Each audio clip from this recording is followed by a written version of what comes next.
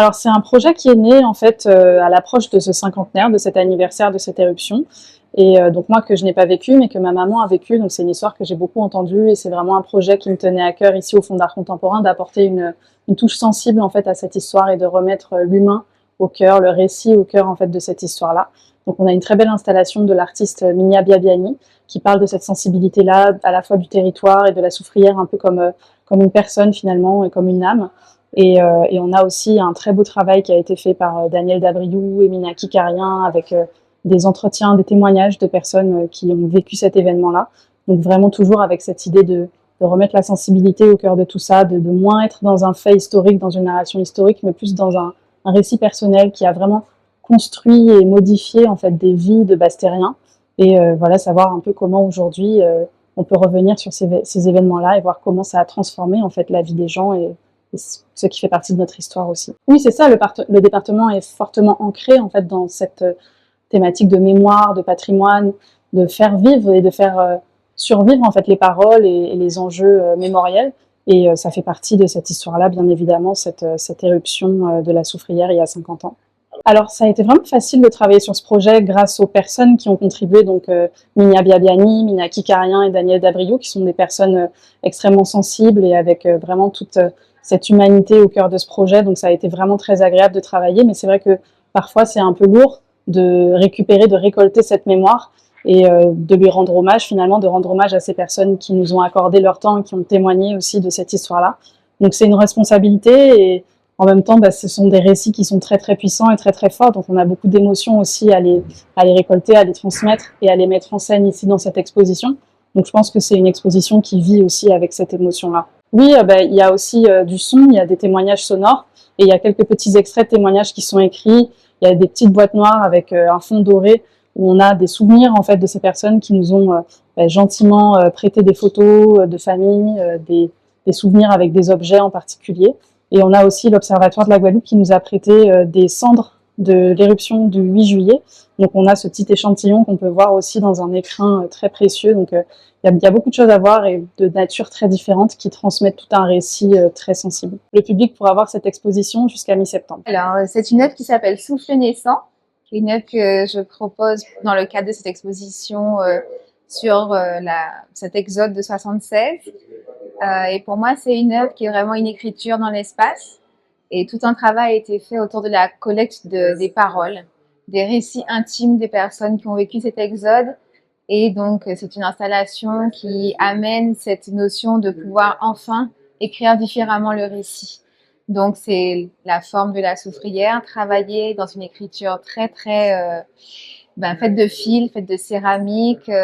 Et je ramène aussi un aspect beaucoup plus terrestre avec du sable volcanique que j'ai bien surpris ici. Et voilà, dans mon travail, je m'intéresse toujours à la relation au lieu. Et j'ai déjà beaucoup travaillé avec l'être qui est la soufrière. Donc voilà, je suis très contente de pouvoir présenter mon travail dans ce cadre. Ah ben, moi en fait, j'ai participé à la collecte de paroles qu'on entend en fait. Donc j'ai été vraiment au contact des gens qui ont raconté leur histoire avec beaucoup, beaucoup de générosité, des histoires qui sont très intimes, qui ont marqué ensuite tout leur chemin de vie.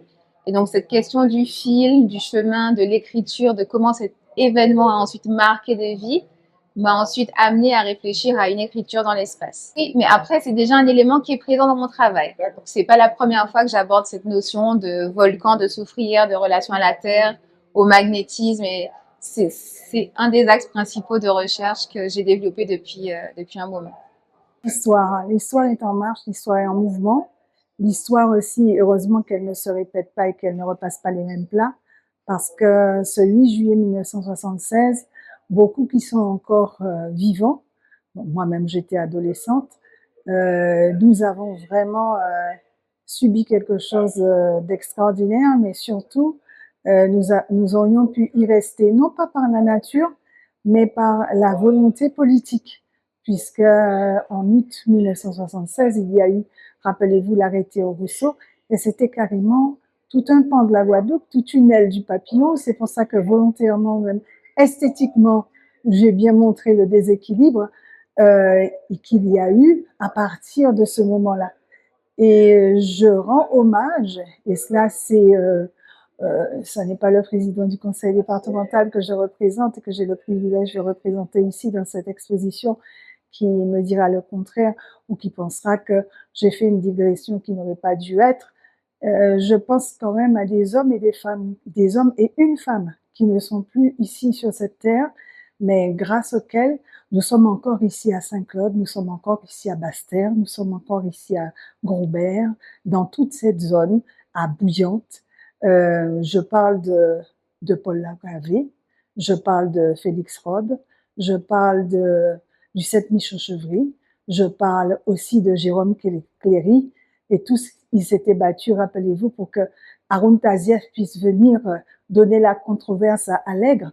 Et finalement, avec cette puissance de feu de l'esprit de ces hommes et de cette femme, tout un peuple qui voulait revenir a pu revenir et l'arrêté au Rousseau n'a plus été, si vous voulez, d'actualité. Mais nous avons quand même eu ce déséquilibre. Et ce déséquilibre a continué et continue encore, malheureusement. C'est pour ça qu'à chaque fois, nous parlons d'équilibre du territoire. Le port de Basse-Terre, qui accueillait les dockers, qui accueillait les bateaux, qui travaillait et qui faisait travailler toute une population, eh bien, ce port, qu'est-il devenu depuis? Il y a eu effectivement la conteneurisation à Jarry, il y a eu aussi tous ces mouvements qui vont vers la Grande Terre et heureusement qu'il y en a qui se battent encore pour que la Basse-Terre puisse rayonner parce qu'un papillon, il a deux ailes et ces deux ailes doivent vivre.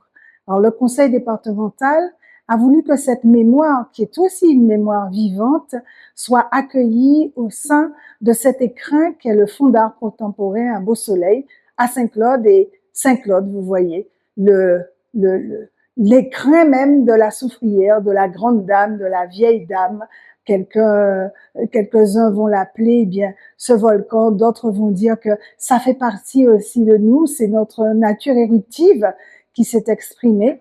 Mais nous ne sommes pas qu'éruption, nous sommes résilience, nous sommes mémoire, et comme vous le voyez, bien, ce sont des familles qui parlent, des êtres qui sont encore là, d'autres qui sont partis, qui s'expriment, et ce sont finalement ces photos, ces photographies, ces écrits aussi de journaux parsemés ici et là, font de ce Fonds d'art contemporain bien, j'allais dire la ville soufrière, mais surtout la mémoire soufrière de cet événement qui maintenant a 50 ans.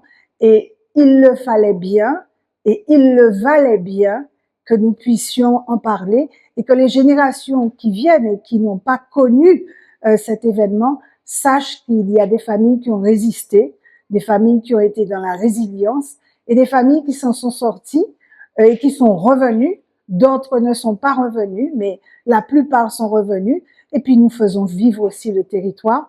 Et le département est aussi là pour ça, parce que le département, c'est tout l'archipel. Donc, la Basse-Terre en fait partie. Et c'est cette Basse-Terre qui est rayonnante et qui, maintenant, veut aussi revenir, en tout cas, continuer à avancer. Et je crois que beaucoup de familles de Saint-François, dont les enfants, les petits-enfants, les arrière-petits-enfants sont maintenant à Saint-François, eh bien, des gens ont vendu leur maison, les gens, j'allais dire, ont presque laissé, pour ne pas dire délaissé, et se sont échappés de cet événement qui leur paraissait insurmontable. Et ils ont construit ailleurs, ils ont vécu ailleurs, ils ont fondé famille ailleurs.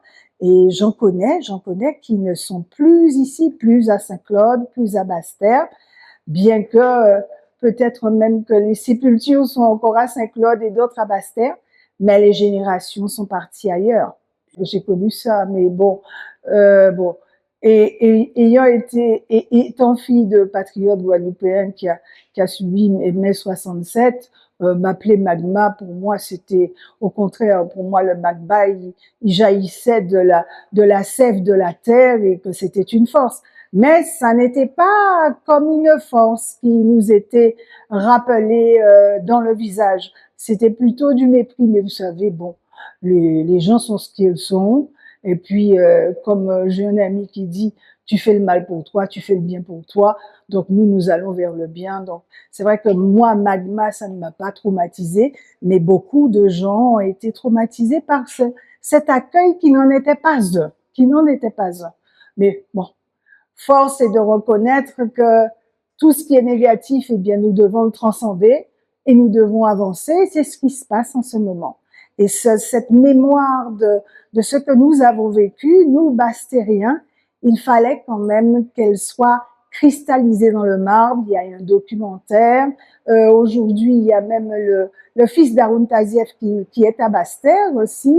Là, c'est la mémoire de cet événement qui est relaté à l'auditorium, parce que vous en avez partout. Il y a le Fort d'Elgrès aussi, qui accueille aujourd'hui, en ce 8 juillet 2026, eh bien, c'est un cinquantenaire. Il y a le Parc national qui est lui à l'auditorium, et il y a aussi l'un des deux écrins du Fort d'Elgrès, du conseil départemental, en plus du Fort d'Elgrès. Nous avons le Fort d'art contemporain, qui relate aussi à sa manière, par des photos, par des journaux, par aussi une mémoire auditive, eh bien, tout ce qui s'est passé ce jour-là. Et ce jour-là était important, mais nous avons quand même gagné.